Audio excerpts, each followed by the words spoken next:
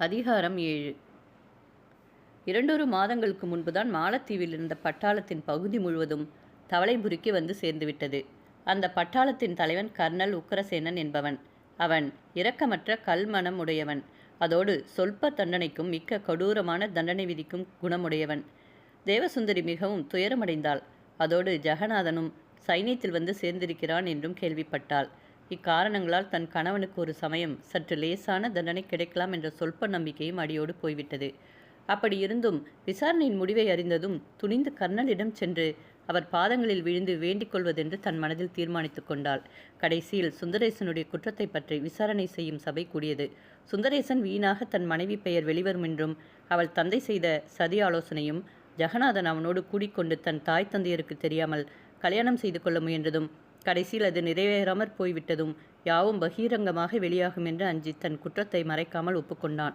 தான் ஒரு முக்கியமான அவசர காரியமாக அப்படி செய்ததாகவும் அதற்காக நியாய சபையார் தன் மேல் இரக்கம் வைத்து தன் தண்டனையை கூடிய வரையில் குறைக்க வேண்டுமென்றும் பிரார்த்திப்பதாக கூறி மிக்க வணக்கமாகவே வேண்டிக் கொண்டான். சபையில் இருந்த இரக்கமான மனதுடைய 2-3 உத்தியோகஸ்தர்கள் அதற்கு செவி கொடுத்தார்கள். ஆனால் மற்றவர்கள் சார்ஜன் செல்லப்பன், ஜெகநாதன் முதலிய அவர்களுடைய தூண்டுதலால் மிக்க கடினமான மனவுடையவர்களாக இருந்தார்கள். அதிலும் ஜெகநாதன் முன்னிரவு மிக்க பணம் சூதாட்டத்தில் தோற்றுவிட்டபடியால் அதிக கோபத்தோடு இருந்தான். கடைசியில் சுந்தரேசன் குற்றவாளியே என்று தீர்மானிக்கப்பட்டு அவனுக்கு 500 கசையடி அளிக்கப்பட வேண்டும் என்று தண்டனை விதிக்கப்பட்டது. சுந்தரேசன் பேசாமல் வந்தனத்தோடு அத்தண்டனையை ஏற்றுக்கொண்டான். அவனை உடனே பழையபடி ஒரு தனி அறையில் கொண்டு போய் சிறை செய்து விட்டார்கள். அன்று சுமார் 9 மணிக்கு கர்னல் உக்கிரசேனன் தன் அறையில் உட்கார்ந்து ஒயின் அருந்திக் கொண்டிருந்தான். அவன் கல்யாணமாகாதவன். வயது சுமார் 42க்கும் குறைவாக இருக்கும். கூடிய வரையில் அழகுடையதும் வலிவுடையதுமான தேகமுடையவன். அச்சமயம் அவன் தன் உயர்ந்த பதவியாலும் தனக்கிருக்கும் அதிகாரத்தாலும் உண்டான அகங்காரத்தையும் கடின பார்வையும் விட்டுவிட்டு நிம்மதியான சாந்த மனதோடு சற்று சந்தோஷமாகவே உட்கார்ந்து கொண்டிருந்தான். அச்சமயம் கர்னல் உக்கிரசேனன் 2 உயர்ந்த அந்தஸ்தை சேர்ந்த சீமாட்டிகளோடு வேடிக்கையாக பேசிக்கொண்டிருந்தான். தான் சிறுவயதில் சைனியத்தில் சேர்ந்தவுடனே சொல்லாமல் ஓடிவிட்டதாகவும் அதுவுமன்றி அடிக்கடி அனுமதி பெறாமலே வேலையை விட்டு நின்று விடுவதென்றும் ஆனால் பிரபுக்களாக இருந்த தன் சுற்றத்தாரின் சிபாரிசால் எந்தவிதமான தண்டனையும் அடையாமல் தப்பித்து கொண்டதாகவும் கூறிக்கொண்டிருந்தான். அப்படி தான் செய்ததாக கூறும் அந்த உத்தியோகஸ்தன் அன்று பகல் அதே குற்றத்தை செய்த ஒரு நல்ல வாலிபனுக்கு தான் மிக்க கொடுமையான தண்டனை விதித்ததை பற்றி சற்றும் யோசிக்கவே இல்லை. அவ்வாறு கர்னல் உக்கிரசேனன் 2 சீமாட்டிகளோடு சம்பாஷித்து கொண்டிருக்கையில் வெளியில் காவல் இருக்கும் ஒரு போர் வீரன் உள்ளே வந்து அவனை நோக்கி யாரோ ஒரு இளம்பெண் தங்களை காண வந்திருக்கிறாள் என்று கூறினாள். கர்னல், யாரது? அவள் தன் பெயரை கூறவில்லை. அது அனாவசியம் என்கிறாள். 2 நிமிடங்கள் மட்டும் தங்களை கண்டு பேசும்படி அனுமதி தர வேண்டும் என்று மிகவும் வேண்டிக் கொள்கிறாள். அவள் யாரோ எனக்கு தெரியாது. ஒரு சமயம் சுந்தரேசன் மனைவியாக இருக்கலாம் என்று நினைக்கிறேன். ஆனால் எனக்கு நிச்சயமாக தெரியாது என போர்வீரன் கூறினான். கர்னல், அப்படியா? அவள் மகா அழகுடையவள் என்று ஜெகநாதன் என்னிடம் கூறியிருக்கிறான். அப்படியானால் அவளை காண்போம். போர்வீரன், அவளை இங்கு அழைத்து வரட்டுமா? கர்னல், வேண்டாம் வேண்டாம், இங்கே சரியல்ல என்று கூறிவிட்டு அங்கிருந்து சீமாட்டிகளை நோக்கி சற்று பொறுங்கள், சீக்கிரம் வந்து விடுகிறேன், அவள் சங்கதியெல்லாம் வந்து கூறுகிறேன் என்று சொல்லிவிட்டு போர் வீரனோடு அறைக்கு வெளியில் சென்றதும் அவள் எந்த அறையில் இருக்கிறாள் என்று கேட்டுக்கொண்டு தனியே அங்கு சென்றான். அறைக்குள் சென்ற கர்னல் உடனே தன் கடுகெடுத்த குறியை முகத்தில் வைத்துக்கொண்டு அவளை ஏற இறங்க நோக்கினான்.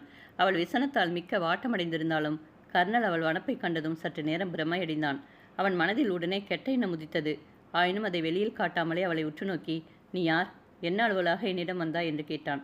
தேவசுந்தரி, ஐயா, தாங்கள் இன்று தண்டித்த துரதிர்ஷ்டவானான போர் வீரனுடைய மனைவி நான் என்று கண்களில் நீர் பெருக்கிக் கொண்டே கூறினாள்.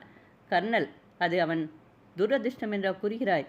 வேண்டுமென்றே தகாத குற்றத்தை செய்தது துரதிர்ஷ்டமாகுமா? தேவசுந்தரி, ஐயா, தங்களுக்கு மட்டும் எல்லா சங்கதிகளும் தெரிந்தால் உண்மையாகவே அவர் விஷயத்தில் இரக்கம் காட்டுவீர்கள் என்று நம்புகிறேன். கர்னல், அப்படியானால் அவனுக்காக வேண்டிக்கொள்ள நீ இங்கு வந்தாய் என்று நினைக்கிறேன். தேவசுந்தரி உடனே கர்னலின் எதிரில் முழங்காலிட்டு பணிந்து, ஆமையா, தாங்கள் விதித்த தண்டனையை நான் கேள்விப்பட்டேன். அதை கேட்டதும் என் உள்ளம் நடுங்கியது. அவரை அடியோடு மன்னித்து விடும்படி நான் கேட்கவில்லை.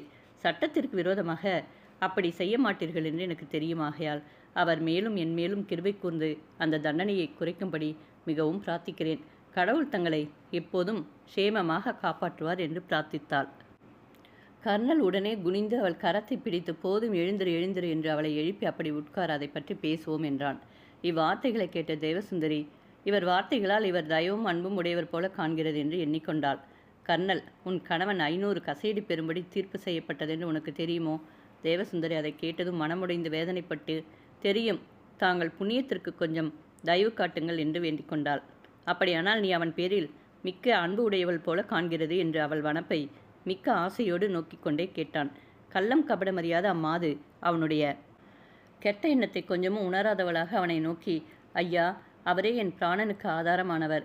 இப்படிப்பட்ட இம்சையை அனுபவிக்க நேரிட்டிருக்கிறது என்று தெரிந்த பின்பும் மனம் சகித்து கொண்டிருக்க முடியுமா என்றாள். கர்னல் இவள் தன் கணவன் மேல் இவ்வளவு அன்பு வைத்திருப்பதால் அவனை அந்த தண்டனை இன்று கொஞ்சமாவது தப்பிக்க வைக்க எந்த விஷயத்திற்கும் உடன்படுவாள் என்று அவன் மனதிற்குள் சந்தோஷம் கொண்டான். அவன் அவளை நோக்கி, ஆம், அவன் செய்தது மன்னிக்கக்கூடாத குற்றமாயினும் அதை குறைக்க எனக்கு அதிகாரம் இருக்கிறது. அவன் மேலிருப்பது ஓடிவிட்ட ஒரு குற்றம் மட்டுமல்ல, ஓடிவிட்டதோடு சைனியத்தை விட்டு 18 மாதங்கள் வெளியில் நின்று விட்டிருக்கிறான் என்றான். தேவசுந்தரி, என் தந்தை என் பிரியத்திற்கு மாறாக என்னை வேறொருவருக்கு மனம் செய்து கொடுக்கப் போகிறார் என்ற சங்கதியை இவர் கேள்விப்பட்டு என்னை காப்பாற்ற வந்து விட்டார். அப்படிப்பட்ட சமயமாக இராவிட்டால் அவர் ஒருபோதும் அப்படி செய்திருக்கவே மாட்டார். தயவு செய்து எப்படியாவது காப்பாற்றுங்கள் என்றாள். கர்னல், அப்படியானால் நீ அவன் மேல் வைத்திருக்கும் அன்பினால் என்ன பாடுபட்டாகிலும் அவன் தண்டனையை குறைக்க பார்ப்பாய் அல்லவா? அப்படியானால் அதற்காக என்ன வேண்டுமானாலும் செய்வாய். ஆம், அகௌரவமில்லாத காரியம் எதுவானும் செய்வேன். கர்னல் அம்மாதிரி கேட்டபோதே அவன் மனதில் அம்புப்பட்டது போல இருந்தது. அவனுடைய தண்டனையை குறைப்பதற்கு ஒரே ஒரு வழி இருப்பதாயின் என்பதற்குள் அவள் அவனுடைய துஷ்ட எண்ணத்தை பூரணமாக அறிந்து கொண்டு, போதும் போதும், நிறுத்தும் என்று கூறிவிட்டு எழுந்து வெளியில் செல்லப்போனாள். அப்போது கர்னல், இரு, நீ உன் கணவனை அவ்வளவு நேசிப்பது உண்மையாக இருந்தால் நீ இதற்காக லட்சியம் செய்ய மாட்டாய் என்றான். தேவசுந்தரி, அவருக்கு துரோகம் செய்யும் வேலை ஒருபோதும் கனவிலும் நினைக்க மாட்டேன் என்று கூறிவிட்டு அறையை விட்டு வெளியேறப் போனாள். கர்னல், உன் கணவனுக்கு எவ்வளவு அபாயம் நேரிடும் என்பதை நீ உணராய். அவனுடைய தண்டனையை பாதி குறைத்துவிட எனக்கு அதிகாரம் இருக்கிறது. இன்னும் பாதிக்கு குறைக்கவும் கூடும். அப்படியின்றி அவன் தண்டிக்கப்படுவதானால் அவ்வளவு தண்டனையும் ஒரே காலத்தில் சகிக்க முடியாது. அப்போது அவன் வைத்தியசாலைக்கு கொண்டு போய் சிகிச்சை செய்யப்பட்டு இரணம் ஆறிய பின் மறுபடியும் நீதி தண்டனை அடைய வேண்டும். அதுவுமின்றி அது முதல் அவன் பழைய குற்றவாளியாக கருதப்பட்டு சொல்ப குற்றத்திற்கும் பலத்த தண்டனை அடைவான் என்றான். இதை கேட்ட தேவசுந்தரி, என் கணவன் விஷயத்தில் தயவு காட்டும்படி வேண்டிக் கொண்டேன். நீரோ தகாத வார்த்தைகளை கூறி முன்னமே அதிக புண்பட்டிருக்கும் என் மனதில் எரியீட்டியை பாய்ச்சியது போன்ற வார்த்தை கூறினீர். என் கணவன் உம்மிடத்தில் பூரணமாக சிக்கிக் கொண்டிருக்கிறார். ஆகையால் நான் உம்மை ஒரு வார்த்தையும் கூறலாகாது. எல்லாவற்றிற்கும் கடவுள் இருக்கிறார். இனி உம்மிடம் எனக்கொரு வேலையுமில்லை. நான் போய் வருகிறேன் என்று கூறிவிட்டு துரிதமாக அந்த இடத்தை விட்டு வெளியில் புறப்பட்டாள். தேவசுந்தரி அக்கட்டிடத்தில் தாழ்வாரத்தில் வந்ததும் தன் துயரத்தை அடக்க முடியாமல் தேம்பி தேம்பி அழுதாள். மனம் புண்ணாக அவள் கால்கள் தள்ளாடின. அச்சமயம் அவ்வழியே வந்த ஜெகநாதன் அவளை கண்டதும், தேவசுந்தரி, நீயா இந்நேரத்தில் இங்கே? உன் கணவனுக்காக கர்னலை காணச் சென்றிருந்தாயோ? அவன் ஒன்றும் செய்ய மாட்டான். நான் கூறினால் ஒரு சமயம் என்பதற்குள். தேவசுந்தரி கோபத்தோடு, நான் போக வழிவிடும். நான் உம்மிடம் பேச இங்கு வரவில்லை என்றாள். ஜெகநாதன், ஒன்றுமில்லாமல் ஏன் இப்படி கோபித்துக் கொள்கிறாய் என்று கூறிவிட்டு அவள் எதிரில் நின்று தன் சாப்பாட்டறைக்கு வந்து போகலாம் என்று அவள் தோளை பிடிக்கப் போனான். தேவசுந்தரி மிக்க கோபத்தோடு இரு கரங்களாலும் அவனை பிடித்து தள்ளிவிட்டு துரிதமாக வெளிவாயிலை தாண்டி போய்விட்டாள். ஜெகநாதன் அவன் தள்ளிய வேகத்தால் சுவரின் மேல் போய் மோதிக்கொண்டு சமாளித்து எழுந்து, ஆகட்டும், இதற்காக சுந்தரேசன் மேல் வஞ்சம் தீர்த்து கொள்ளாவிட்டால் என் பெயர் என்ன என்று கூறிக்கொண்டே படுக்கை அறைக்குச் சென்றான். இப்போது தேவசுந்தரியின் மனதில் இருக்கும் வேதனை எப்படிப்பட்டதென்று யாராலும் கூற முடியாது. அவளுக்கு பைத்தியம் பிடித்து விடும் போல் இருக்கிறது. மெதுவாக கனவில் நடப்பது போல நடந்து தன் வீடு போய் சேர்ந்தாள். வீட்டுக்காரி அதுவரையில் குழந்தையை பார்த்து கொண்டிருந்தாள். தேவசுந்தரி தன் அறைக்கு சென்றதும் படுக்கையில் உட்கார்ந்து துயரத்தை அடக்க முடியாமல் கண்ணீரை ஆறாக பெருக்கினாள். சுந்தரேசனுக்கு விதிக்கப்பட்ட தண்டனை 3 நாட்கள் கழித்து அதிகாரிகளினுடைய அங்கீகாரம் வந்துவிட்டதாக உத்தரவு வந்தது. 4வது நாள் காலை சைனியம் இருக்கும் கட்டிடத்தின் வெளிப்பக்கம் 2 வாலிபர்கள் மரத்துள் நிரப்பப்பட்ட ஒரு கோணி மூட்டையை சுவரில் சாய வைத்து அதன் மேல் 9 மணி சாட்டியால் அடித்து பழகி கொண்டிருந்தார்கள். இவர்கள்தான் சுந்தரேசனுக்கு விதிக்கப்பட்ட தண்டனையை நிறைவேற்றப் போகிறவர்கள். இருவரில் ஒருவன் ஜாட்டியை கீழே எறிந்துவிட்டு, அடே, இது என்னால் முடிகிறதாக காணவில்லை என்றான். மற்றொருவனும் அடிப்பதை நிறுத்திவிட்டு, ஆம், எனக்கும் அப்படித்தான் இருக்கிறது. எனக்கு இப்போதே நெஞ்சு துடிக்கிறது என்றான். முதல் குறியவன், அதுதான் நான் கூறியது. மனம் பதைக்கிறது. நான் மூர்ச்சித்து விடுவேன் என்றான். உடனே இருவரும் தங்கள் கண்களில் உதித்த நீரை துடைத்து கொண்டார்கள். 2வது வாலிபன் தனக்கு தேம்பி வந்த துக்கத்தை அடக்கிக் கொண்டு, இப்படிப்பட்ட அநியாயத்தை செய்ய வேண்டுமென்று நம்மை கட்டாயப்படுத்துவதென்றால் என்ன கஷ்டம்? நான் அடிப்பதால் ஒருவேளை சுந்தரேசன் இருந்துவிட்டால் நானே கொலையாளியாகி விட்டதாகத்தானே என் மனம் வேதனைப்படும் என்றான். மற்றவன், ஆம், ஏன், இந்த தண்டனை விதித்த உத்தியோகஸ்தரில் ஒருவரே இதை செய்வதுதானே என்றான். அச்சமயம் சார்ஜன் செல்லப்பன் அவ்வழியே வந்துவிட்டான். சைனியம் தவளைபுரிக்கு வந்த பின்பு செல்லப்பன் சார்ஜன் மேஜர் பதவிக்கு உயர்த்தப்பட்டான். அதாவது அப்பட்டாளத்திலுள்ள சார்ஜென்ட்டுகளுக்கெல்லாம் தலைவனாகிவிட்டான். அதனால் அவன் மிக்க பெருமையும் அகங்காரமும் அடைந்திருந்தான். அன்றைய தினம் அவனுக்கு மிக்க சந்தோஷமான காலம். ஏனென்றால் சுந்தரேசன் சைனியத்தில் தாழ்ந்த நிலைமையான சாதாரண போர் வீரனாக இருந்த போதிலும் பார்வைக்கு அவன் தன்னிலும் நாகரிகமுடையவனாகவும் நடை உடை பாவனைகளில் உயர்ந்தவனாகவும் இருந்தபடியால் அவன் மேல் இவனுக்கு மிக்க குரோதம் இருந்ததாகையால் அவன் இப்படிப்பட்ட அகௌரவமான தண்டனை அடைவது செல்லப்பனுக்கு முப்பழமும் பாலும் புசிப்பது போல ஆனந்தமாக இருந்தது. சார்ஜன் செல்லப்பன் அங்கு வந்ததும் அவனை கண்ட 2 வாலிபரும் மிகவும் பயமடைந்து ஒருவித தைரியம் கொண்டு அந்த கோணி மூட்டையை பலத்தோடு அடிக்க ஆரம்பித்தார்கள். சார்ஜன் சற்று நேரம் திருப்தியோடு பார்த்து கொண்டே இருந்தான். வாலிபருக்கு இப்போது நாம் அடிப்பது மானிட சரீரமல்ல என்றும் இதனால் ரத்தம் வரப்போவதில்லை, தசை பித்து கொண்டு விழப்போவதில்லை என்று தெரியுமாதலால் சார்ஜென்ட்டுக்கு பயந்து தங்கள் பலம் கொண்ட மட்டும் ஓங்கி அடிக்கத் தொடங்கினார்கள். சார்ஜென்ட் அவர்களை நோக்கி, பேஷ், மிக்க சாமர்த்தியமாக இருக்கிறது. இதைவிட இன்னும் நன்றாக அடிக்க யாராலும் முடியாது. எப்போதும் ஒரே இடத்தில் அடிக்க பாருங்கள், அதுதான் சாமர்த்தியம். அதிலும் அந்த பயல் மகா போக்கிரி, அவன் உயிரை எடுத்து விட வேண்டும், தெரிகிறதா? போதும், இப்போது நீங்கள் என்னோடு கூட வாருங்கள் என்றான். அவ்வாலிபர்கள் அவ்வாறே அவன் கூட செல்ல அவன் அவர்களை ஒரு ஹோட்டலுக்கு அழைத்துச் சென்று இருவருக்கும் கொஞ்சம் கொஞ்சம் சாராயம் வாங்கி கொடுத்து, இப்போது இவர்கள் தைரியமாயும் இரக்கமில்லாமலும் தங்கள் வேலையை செய்வார்கள், இது எப்போதும் இவர்களுக்கு தைரியத்தை கொடுக்கும் என்று ஹோட்டல்காரனை பார்த்து கூறிவிட்டு வாலிபரை நோக்கி, நீங்கள் இனி போய் சாப்பிட்டு விட்டு வாருங்கள், சீக்கிரம் என்றான். இருவரும் வெளியில் சென்றதும் இவர்கள் இரக்கமின்றி அடுப்பார்கள் என்று தங்களை ஒரு குரூரமான மிருகத்திற்கு சமதையாக சார்ஜன் கூறியதை நினைத்து ஒருவர் முகத்தை ஒருவர் பார்த்து விழித்தார்கள். அவர்கள் மனதில் ஒரு விதமான வெறுப்பும் துயரமும் உண்டாயிற்று. அரை மணி நேரம் கழித்து சைனியம் இருக்கும் கட்டடத்திற்குள் ஒரு வெளியிடத்தில் அங்கிருந்த போர் வீரர் அனைவரும் நிறுத்தப்பட்டார்கள். மத்தியில் ஒரு முக்கோணம் நாட்டப்பட்டது. கீழே தரையில் 4-5 குண்டுமணி சாட்டிகள் வைக்கப்பட்டிருந்தன. ஒவ்வொரு ஜாட்டியிலும் 9 கயிறுகளும் ஒவ்வொரு கயிற்றிலும் 5 மணிமுடிகளும் உண்டு. அடிக்கும்போது அந்த 9 கயிறுகளும் விலகாமல் இருப்பதற்காக நுனியில் ஒன்றாக சேர்த்து கட்டப்பட்டிருந்தன.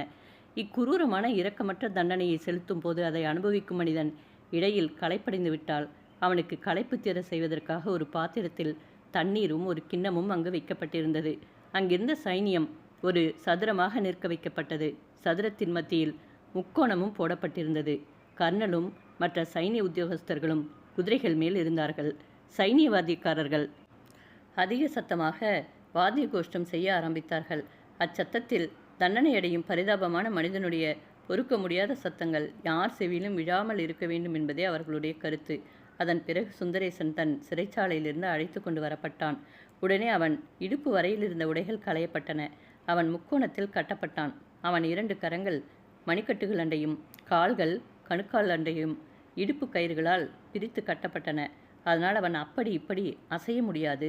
சைனியத்தில் இருக்கும் டாக்டர் கர்னலுக்கு அடங்கியவராதலால் அவரும் கர்னலின் அபிப்பிராயத்தை அனுசரித்தே நடப்பவர். அவர் சட்டப்படி சுந்தரேசன் இந்த அடிகளை பொறுப்பான் என்று கூறிவிட்டார். சார்ஜன் செல்லப்பன் ஒரு சிறு புத்தகத்தை கையில் வைத்துக்கொண்டு அடிக்கும் அடிகளை எண்ண முக்கோணத்தின் அருகில் நின்றான். அவன் வாலிபர் இருவரையும் நோக்கி முறைத்து பார்த்து கடுகெடுத்த முகத்தோடு, உங்கள் வேலையை ஆரம்பம் செய்யுங்கள் என்றான். இதை கேட்டதும் அவர்களில் ஒருவன் உடனே பயமடைந்து ஜாட்டி எடுத்துக்கொண்டு 2 தரம் தன் தலைக்கு மேல் சுற்றி அடிக்க ஆரம்பித்தான். ஒவ்வொரு அடி அடித்ததும் அவன் ஜாட்டின் கயிற்றை நுனி வரையில் விரல்களால் தடவி பார்த்து கொண்டே அடிக்கலாயினான். 4-5 அடி அடித்த பிறகு அவன் ஜாட்டின் நுனியை தடவும் போது அவன் கரத்தில் இரத்தக்கரைப்பட்டது. அது முதல் அவன் மனம் கொஞ்சம் கொஞ்சமாக இலக ஆரம்பித்தது.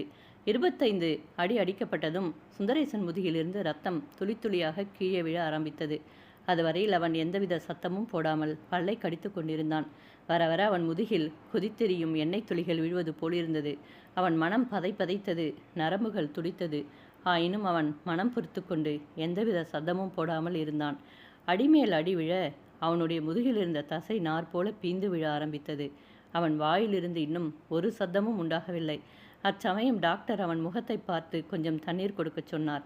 அவன் மிக்க ஆவலோடு அந்த தண்ணீரை பருகினான். இப்போது 2வது வாலிபன் அடிக்க ஆரம்பித்தான். சார்ஜன் செல்லப்பன் பார்த்த பார்வையால் அவ்வாலிபன் பயமடைந்து சற்று தைரியத்தோடு அடிக்க ஆரம்பித்தான். அடித்து கொண்டே வர சார்ஜன் எண்ணிக்கொண்டே வந்தான். இதற்கிடையில் அங்கிருந்து பார்த்து கொண்டிருந்த போர் வீரரில் அநேகர் இக்கோர காட்சியை கண்ணால் பார்க்க சகியாமல் பின்னடைந்தார்கள். 500 அடியும் அடித்து முடிந்தது. சுந்தரேசன் வாய் திறவாமல் இருந்தும் கடைசியில் அவன் தேகம் மரத்து ஒன்றும் தோன்றாமல் போய்விட்டது. அவன் தலை தொங்கிவிட்டது. கடைசியில் அவன் கட்டவிழ்க்கப்பட்ட போது ஸ்மரணையின்றி வைத்தியசாலைக்கு தூக்கி கொண்டு போகப்பட்டான். அவன் எதிரில் இருந்த அவன் அந்த குரூரமான கோர தண்டனையை சகிப்பான் என்று கூறி அத்தண்டனையை மனம் சகிக்க பார்த்து கொண்டிருந்த அந்த டாக்டரே இப்போது அவனுக்கு சிகிச்சை செய்து அவன் இரணத்தை ஆற்ற செய்தார். சார்ஜன் செல்லப்பனுக்கு சுந்தரேசன் ஒரே தடவையில் அந்த தண்டனை முழுவதையும் சகித்து கொண்டது மிக்க குரோதத்தையும் அதிருப்தியையும் உண்டாக்கிவிட்டது. ஏனெனில் கொஞ்சம் அடிபட்ட பின் அவன் வைத்தியசாலைக்கு கொண்டு போய் சிகிச்சை செய்யப்பட்டு தேறி வந்த பின் மறுபடியும் தண்டனை அடைய வேண்டும் என்பது அவன் எண்ணம். ஆயினும் அவன் மறுபடியும் ஏதாவது குற்றம் செய்து தண்டனை அடையாமல் போகிறானா பார்ப்போம் என்று தன் மனதை தேற்றிக்கொண்டான். கர்னலும் ஜெகநாதனும் சுந்தரேசன் மனைவி தங்கள் கோரிக்கைக்கு மறுத்து தங்களை அலட்சியம் செய்ததற்காக அவள் புருஷன் அனுபவித்த வேதனையைக் கண்டு திருப்தி அடைந்தார்கள். அன்று உணவு செய்யும்போது அவர்கள் மிக்க சந்தோஷத்தோடும் திருப்தியோடும் இருந்தார்கள். அவரவர்கள் துரதிருஷ்டத்தையும் கெட்ட எண்ணங்களையும் எங்கும் நிறைந்திருக்கும் எல்லாம் அறிய வல்லவர் கடவுள் ஒருவர் சதா பார்த்து கொண்டே இருக்கிறார் என்று அம்மூடர்கள் எல்லளவும் எண்ணவே இல்லை. அச்சமயம் பிறர் துன்பப்படுவதைக் கண்டு தாங்கள் சந்தோஷப்படுவதை பெரிதாக எண்ணிக்கொண்டார்கள். பிறர் துயரத்தைக் கண்டு விசனப்படுவதும் பிறர் சந்தோஷத்தைக் கண்டு தாங்களும் இன்பறுவதும் உத்தமருடைய லட்சணம் என்பதை அம்மூடர்கள் அறியார். தேவசுந்தரிக்கு தன் கணவனுக்கு அத்தண்டனை அன்று விதிக்கப்படுவதும் அது விதிக்கப்படும் வேளையும் அவளுக்கு நன்றாக தெரியும். அவள் அச்சமயம் தன் அறைக்குள் சென்று கதவை மூடிக்கொண்டு அங்கிருந்த மஞ்சத்தின் பக்கத்தில் முழங்கால் படியிட்டு கண்ணீர் விட்டு கொண்டே, பரம்பொருளே, என் கணவர் அகோரமான தண்டனையை சகித்து கொண்டிருக்கும்படி அவருக்கு போதுமான தைரியத்தையும் வல்லமையையும் தந்தருள வேண்டும் என்று மிக்க உருக்கத்தோடு பிரார்த்தனை செய்து கொண்டே இருந்தாள். அச்சமயம் யாரோ வந்து கதவை தட்டியதும் தேவசுந்தரி போய் கதவை திறந்தாள். அவளுடைய சிநேகிதி உள்ளே வந்தாள். அதாவது சுந்தரேசனுடைய சிநேகிதனாகிய போர் வீரனுடைய மனைவி அங்கு வந்தாள். அவள் தேவசுந்தரியின் முகம் சவம் போல வெளுத்து விட்டிருப்பதையும் அவள் முகத்தில் உள்ள பயங்கரமான துயரக்குறியையும் கண்டு மிக்க வியாகுலமடைந்தாள். அவள் தேவசுந்தரியை நோக்கி, தண்டனை முடிந்துவிட்டது. உன் கணவன் முழு தண்டனையும் ஒரே தடவையில் தைரியமாக பொறுத்து கொண்டார். இப்போது அவருக்கு சிகிச்சை செய்ய வைத்தியசாலைக்கு அவரை கொண்டு போயிருக்கிறார்கள் என்று கூறினாள். இவ்வார்த்தைகளை கேட்டதும் தேவசுந்தரி கொஞ்சம் நிம்மதியடைந்து கடவுளுக்கு நன்றி கூறினாள். நீதியில் இப்பொழுது அவளுக்கு இருந்த நம்பிக்கை போய்விட்டது. அதன் பிறகு 2 மணி நேரம் கழித்து தேவசுந்தரி தன் குழந்தை எடுத்துக்கொண்டு சைனியம் இருக்கும் இடத்திற்கு சென்று தன் கணவனை காணலாமா என்று கேட்டாள். அதற்கு அவர்கள், நீ இப்போது காண முடியாது. இப்போது கூடிய வரையில் சௌக்கியமான நிலைமையில்தான் அவன் இருக்கிறான். இன்னும் 4-5 நாட்கள் கழித்த பிறகு நீ வந்தால் காண உத்தரவு கிடைக்கும் என்றார்கள். இதை கேட்டதும் தேவசுந்தரி மிக்க விசனத்தோடு தன் வீட்டிற்கு திரும்பி வந்து சேர்ந்தாள். அச்சமயம் அவள் அறையின் கதவு திடீரென்று திறக்கப்பட்டது. ஒரு மனிதன் உள்ளே வருவதைக் கண்டு தேவசுந்தரி திடுக்கிட்டெழுந்தாள். அச்சமயம் பொழுது அமர்ந்து விட்டிருந்தபடியால் ஒரே ஒரு தீபம் அறையில் எரிந்து கொண்டிருந்தது. அம்மனிதன் மெதுவாக அறைக்குள் வந்ததும் தேவசுந்தரி தன் தந்தையின் முகத்தை கண்டாள். அவர் இப்போது ஏதோ தயவான எண்ணத்தோடையே வந்திருக்க வேண்டும் என்று அவள் மனதிற்கு தோன்றியது. தேவசுந்தரி இப்போது தன் தந்தையை பார்த்து 17 மாதமாயிற்று. இதற்குள் அவள் உருவத்தில் மிக்க மாறுதல் உண்டாகிவிட்டிருந்தது. அவள் தேகம் மிக்க மெலிந்து துயரத்தால் முகம் மாடி வெளுத்திருந்தாள். முன் அவளுடைய கன்னி பருவத்தில் இருந்த முகவிலாசமும் பிரகாசமும் நிறமும் அடியோடு போய்விட்டன. அவளுடைய தந்தை கடுகடுப்பான முகத்தோடு மெதுவாக அறைக்குள் வந்தார். அவருடைய பார்வையால் அவள் மனம் நடுக்கம் கொண்டது. அவள் வாய் திறந்து முதலில் பேச அச்சமடைந்தாள். அப்படி பேசுவதாயினும் இன்னது கூறுவதென்று அவளுக்கு புலப்படவில்லை. அவள் தந்தையாகிய தேவராஜ பிள்ளை கதவை மூடிவிட்டு அங்கிருந்த ஒரு நாற்காலியில் உட்கார்ந்தான். பிறகு மெதுவாக அறையை நாற்புறமும் நோக்கிவிட்டு, பார்த்தாயா, என் பேச்சை கேட்காமல் உன் பிரியப்படி நடந்ததால் எவ்வளவு ஏழ்மையான நிலைமைக்கு வந்துவிட்டாய் என்று கூறுவது போல அவள் முகத்தை உற்று நோக்கினான். அவன் பார்த்த பார்வையால் அவள் கரத்தில் இருக்கும் குழந்தையை அவன் கவனிக்கவே மாட்டான் என்று தோன்றியது. அதனால் தாயாகி அவள் மனம் மிகவும் வேதனைப்பட்டது. கடைசியில் தந்தை அவளை நோக்கி, தேவசுந்தரி, கடைசியில் இப்படி சந்தித்தோமா, பார்த்தாயா, எப்படிப்பட்ட நிலைமைக்கு உன்னை கொண்டு வந்து விட்டாய் என்றான். தேவசுந்தரி, தந்தையே, நான் இப்போது இருக்கும் துயரம் போதாதா? தாங்கள் இன்னும் என் மனப்புண்ணில் அம்பெய்ய வேண்டுமா? தந்தை, அது இருக்கட்டும், நான் ஏன் இப்போது இங்கு வந்தேன் தெரியுமா? அவன் சிறையாக்கப்பட்டது யாவும் கேள்விப்பட்டேன். இதுவரையில் உனக்கு புத்தி வந்திருக்கும்.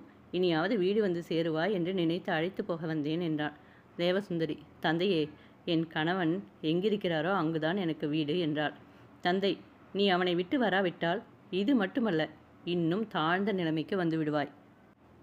கடைசியாக கூறுகிறேன், நீ இப்போது பேசாமல் அவனை விட்டுவிட்டு என்னோடு வராவிட்டால் இனி நீ மிக்க கஷ்ட திசையை அனுபவிக்கும் போது எனக்கு எப்படிப்பட்ட பரிதாபமான கடிதம் எழுதினாலும் நான் அதை சட்டை செய்யவே மாட்டேன். இனி நீ மிக்க அவஸ்தைப்படப் போகிறாய். அப்போது என்னை நினைப்பதில் பயனே இல்லை என்றான். தேவசுந்தரி, தாங்கள் என்ன கூறினாலும் நான் என் புருஷனை விட்டு வரவே மாட்டேன். கற்புடைய பெண் ஆபத்திலும் கஷ்ட காலத்திலும் தன் கணவனை ஒருபோதும் பிரிய மாட்டாள். தந்தை, அப்படியானால் அவன் மேல் இருக்கும் அன்பு உனக்கு என் மேல் இல்லையா? தேவசுந்தரி, தந்தையே, அப்படி நினைக்க வேண்டாம். தங்கள் மேல் இருக்கும் அன்பு இருக்கவே இருக்கிறது. முடிவில் நீ என்ன அவனை விட்டு வரப்போகிறாயா இல்லையா? இரண்டில் ஒன்று கூறிவிடு. தந்தையே, என்னை மன்னிக்க வேண்டும். நான் என் கணவனை விட்டு வரமாட்டேன். இதை கேட்டதும் தேவராஜ பிள்ளை கண்கள் சிவந்து மிக்க கோபமடைந்து, அப்படியானால் நான் கடைசியாக உன்னை கை கழுவி விடுகிறேன். இனி உனக்கும் எனக்கும் எந்த விதமான சம்பந்தமும் இல்லை. இன்று முதல் நீ என்னுடைய புத்திரியே அல்ல.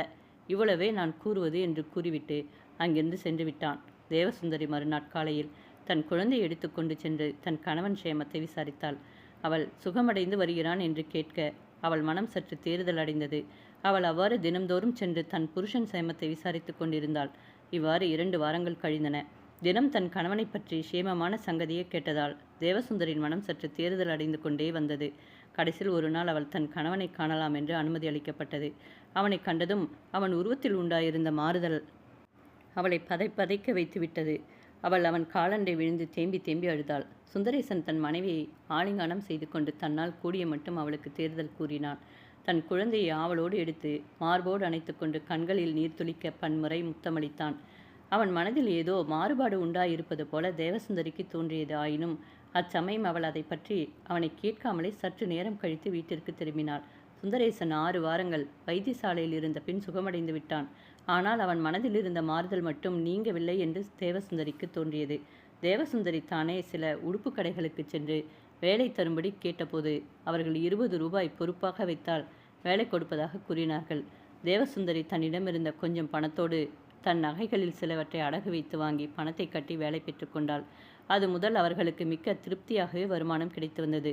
தேவசுந்தரி கர்ணனும் ஜெகநாதனும் தன்னிடம் அவமரியாதையாக நடந்து கொண்டதை பற்றி தன் கணவனிடம் கூறவே இல்லை. ஏனெனில் அவன் கோபமடைந்து ஒரு சமயம் அவர்களோடு சண்டையிட்டு மறுபடியும் ஆபத்தில் சிக்கிக்கொள்வான் என்று பயந்தாள். அவள் எந்நேரமும் வீட்டில் உட்கார்ந்து தையல் வேலை செய்து கொண்டே இருப்பாள். எப்போதாவது வெளியில் சென்றால் கூட தன் கணவன் கூடத்தான் செல்வாள். தனியே ஒருபோதும் போவதில்லை. இவ்வாறு நிம்மதியாகவே காலம் கழிந்து வந்தது. சில மாதங்களும் கழிந்தன. 3 மாதங்கள் கழிந்தன. இதற்கிடையில் சுந்தரேசன் தன் துயரத்தை அடியோடு மறந்து முன் இருந்தது போல சந்தோஷத்தோடு இருப்பவனாக காணப்பட்டான். அவன் தன் தொழிலில் மிக்க ஜாக்கிரதையாக இருந்து வந்ததோடு துஷ்டராகிய தன் மேல் அதிகாரிகள் தன் மேல் குற்றம் கூற இடம் தராமல் மிக்க எச்சரிக்கையாக நடந்து வந்தான். அவன் முதுகில் ஜாட்டியால் உண்டான ரணம் மாறிவிட்ட போதிலும் மிக்க சொல்ப உணர்ச்சியாகாலும் அதிக வேதனை உண்டாக்கக்கூடிய நிலைமையில் இருந்தது. அதாவது அந்த இடத்தில் விரல் பட்டாலும் பச்சை புண்ணில் கோல் படுவது போல இருந்தது. இதை பற்றியெல்லாம் அவன் தன் மனைவியிடம் ஒரு பேச்சும் பேசுவதில்லை. 3 மாதங்கள் ஆயின என்று கூறினோம் அல்லவா? ஒரு நாள் காலை தேவசுந்தரி தையல் வேலை செய்யும் கடைக்காரன் அவளை உடனே வரும்படி ஒரு சீட்டு அனுப்பினான். தேவசுந்தரி அவ்வாறே சென்றபோது கடைக்காரன் அவளிடம் ஒரு உயர்தரமான வேலையை கொடுத்து, அம்மா, இது ஒரு பெரிய சீமாட்டியுடையது. மிக்க ஜாக்கிரதையாகவும் சுத்தமாகவும் வேலை செய்ய வேண்டும். அதற்காகத்தான் உன்னிடம் கொடுக்கிறேன் என்று கூறினான். தேவசுந்தரி அதை வாங்கி கொண்டு தன் வீட்டிற்கு திரும்பினாள். அவள் தான் வசிக்கும் வீதியில் நுழையும் போது எதிரில் ஜெகநாதன் வருவதைக் கண்டு ஒரு புறமாக ஒதுங்கி துரிதமாக நடக்க முயன்றாள். அத்துஷ்டன் அவளை கண்டதும், தேவசுந்தரி, உன்னை கண்டு நெடுநாளாகிவிட்டது. நீ முன்னிலும் மிக்க அழகாக இருக்கிறாய் என்றான். தேவசுந்தரி அவனை கடந்து செல்ல முயன்றாள். அவன் 4 புறங்களிலும் பார்த்து அவ்வீதியில் அச்சமயம் யாருமில்லை என்று அறிந்த பின் அவள் கரத்தை கெட்டியாக பிடித்துக்கொண்டு, நான் உன்மேல் ஆதி முதல் காதல் கொண்டிருப்பது உனக்கு தெரியும். நீ என்னிடம் வந்துவிடு. நான் உன்னை ஒரு சீமாட்டியாக்கி விடுகிறேன் என்று கூறினான். அதற்குள் அவ்வுத்தமி அவன் கரத்திலிருந்து திமிரிக்கொண்டு துரிதமாக தன் வீடு போய் சேர்ந்து துயரத்தை அடக்க முடியாமல் சற்று நேரம் அழுதாள். அத்துஷ்டனை தண்டிக்கவும் வழியில்லை. இச்சங்கதியை தன் கணவனிடம் கூறக்கூடவும் இல்லை. என்ன செய்வாள்? ஜெகநாதனுக்கு அவள் மேல் முதலில் இருந்த காதல் இப்போது இல்லை. இப்போது உலக அனுபவம் அதிகமாக தெரிந்துவிட்டதால், அட, நாம் முட்டாள்தனமாக நம்மிலும் தாழ்ந்த அந்தஸ்திலுள்ள இவளை மனம் புரிந்து கொள்ளப் போனோமே என்று எண்ணிக்கொண்டான். அதோடு பிறகு நடந்த விஷயங்களால் தேவசுந்தரிக்கு ஆதி முதல் தன்மேல் காதலே இல்லை என்றும், அவள் தந்தை கூறியதெல்லாம் பொய் என்றும், அவன் தன்னை ஏமாற்றி மோசம் செய்ய பார்த்தான் என்றும் தெரிந்து கொண்டான். தேவராஜ பிள்ளை மேல் அவனுக்கு வஞ்சம் தீர்த்து கொள்ள வேண்டும் என்ற எண்ணம் இருந்தாலும் அதை பற்றி அவன் முயற்சி எடுத்துக்கொள்ளவில்லை. ஏனெனில் அப்படி செய்தால் எல்லா சங்கதியும் தன் தாய் தந்தையர்களுக்கு தெரிந்துவிடும். தேவராஜ பிள்ளை இங்கு வந்து தன் குமாரத்தையை பார்த்துவிட்டு சென்றது கூட அவனுக்கு தெரியாது. அவளிடம் கற்பெண்ணும் காப்பிருப்பதாக அவன் நம்பவில்லை. ஏனெனில் அயோக்கியராக பரதாரத்தை நாடிச் செல்லும் காமுகராகிய நீசர்கள் பெண்களுக்கு கற்பென்ற ஒரு உறுதி இருப்பதாக நம்புவதில்லை. அவன் தன் சைனிய உடுப்பை களைந்துவிட்டு சாதாரண உடையுடுத்தி கொண்டு நேராக தேவசுந்தரி வசிக்கும் வீட்டிற்கு சென்று கதவை தட்ட வீட்டுக்காரி வந்து கதவை திறந்தாள். அவளிடம் 2 ரூபாய் கொடுத்து, சுந்தரேசன் வீட்டில் இருக்கிறானா என்று கேட்க, அவள் அச்சமயம் சுந்தரேசன் வீட்டில் இல்லை என்று கூறிவிட்டு தேவசுந்தரின் அறையை காட்டினாள். ஜெகநாதன் தேவசுந்தரின் அறை கதவை தட்டியதும் அவள் வீட்டுக்காரி என்று நினைத்து கதவை திறந்து கொண்டு உள்ளே வா என்றாள். ஜெகநாதன் உடனே உள்ளே சென்றான். தேவசுந்தரி அவனை கண்டதும் திடுக்கிட்டு மிக்க கோபத்தோடு எழுந்தாள். அதை கண்ட ஜெகநாதன், நீ வீணாக கோபித்து கொள்ள வேண்டாம், நான் உண்மையாகவே சில சங்கதிகள் பேச வந்தேன் என்றான். தேவசுந்தரி, ஐயா, நான் கூறுவதை கவனமாக கேளும். நீ கூறப்போகிற சங்கதி எனக்கு தெரியும்.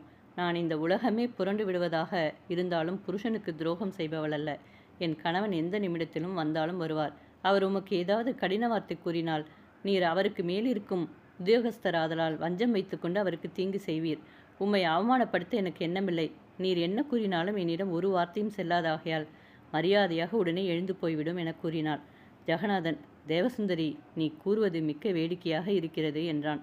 தேவசுந்தரி, உடனே எழுந்து போமையா, இன்றேல் நான் துணைக்கு யாரையாகிலும் கூப்பிடுவேன். ஜெகநாதன், சேச்ச, அப்படிப்பட்ட முட்டாள் வேலை செய்யாதே.